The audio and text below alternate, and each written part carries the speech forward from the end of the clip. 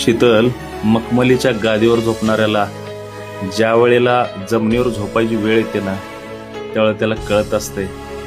त्याला झोप येत नसते, आपण त्याला कळत असते आपण कुठं चुकलो, काय केलो, कुणावर विश्वास ठेवला. आता ही आपल्यावर परिस्थिती आलेली आहे, ही काय लई दिवस राहणार नाही. आपण झिरो होतो, हिरो झालो.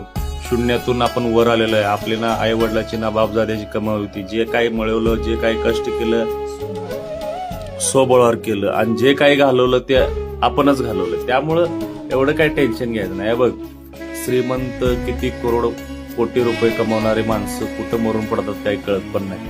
आज तो कपड्याचा व्यापारी आहे, त्यानं किती कोट्यावधी रुपयाची प्रॉपर्टी कमवून ठेवलेली आहे, आणि तो मेला कुठं अनाथ आश्रममध्ये, आणि त्याच्या अंत्यसंस्काराला कोणी आलं सुद्धा नाही.